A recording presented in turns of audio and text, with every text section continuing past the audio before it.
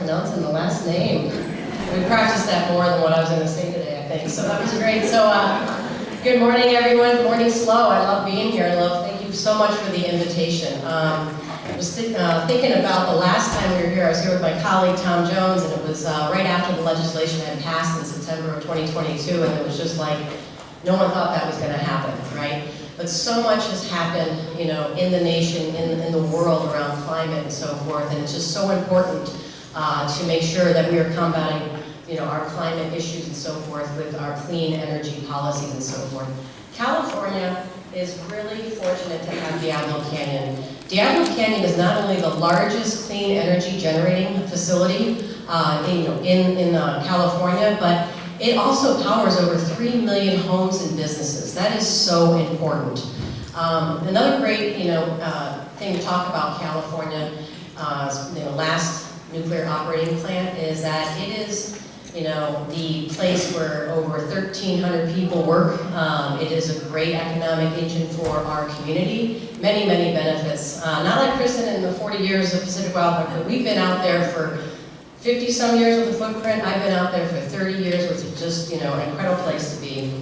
But one thing I'd like to say, we have the stats up there, it's kind of hard to see, but the current operating licenses were going to expire in November of 2024 and August of 2025. But what that legislation has done is pave the way for Diablo running longer and providing that clean energy source, along with wind and solar and hydro that we need to combat climate.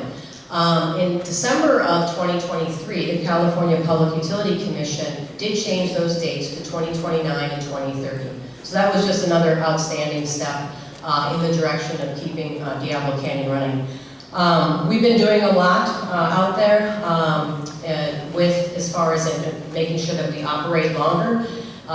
Currently, right now, we have a refueling outage going on, and there's a lot of things that we've had to do to make sure that we can continue to operate.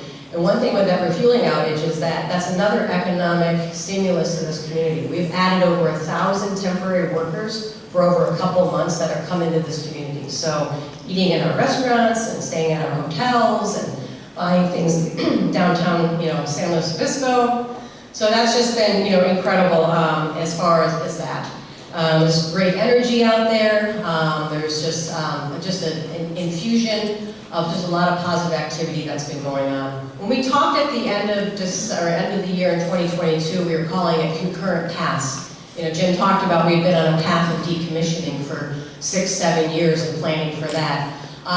We're really no longer on concurrent paths. I mean, every nuclear plant in the United States always is planning for the eventual decommissioning, but we have stepped through all of the requirements in the legislation to continue to operate Diablo Canyon. We've met all those requirements as far as PG&E's requirements. There's some state actions that are needed and some regulatory proceedings and things like that, but we are navigating through that very smoothly. It's been a collective effort by many to help all of us out there, and it's just really been a great stride of what we've been able to accomplish in a year and a half when I think about the last time that we were here.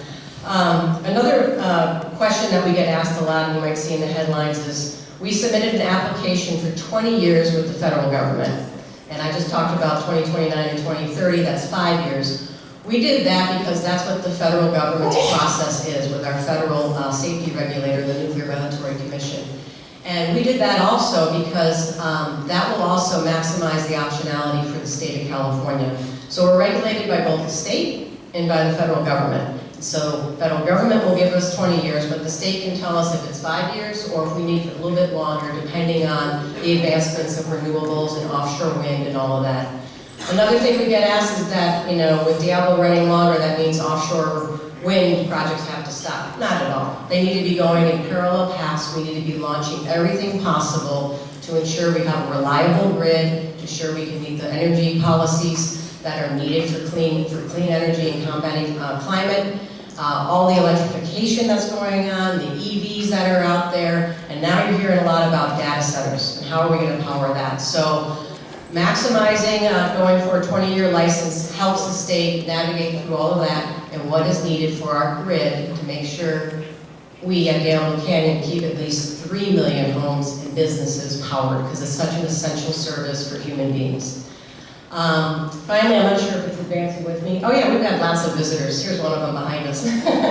So we've been very popular, and I'm going to talk about ways in which you all can come see Diablo. So flip it to the last page right there. I want to really highlight the Chamber's program. Insight Studio is a great opportunity to come out with the Chamber. Jim will have more information on that to talk and share. That's an outstanding program. Other ways is get that QR code. We're starting back up public tours. You can just contact me, and I can always help get you out there as well.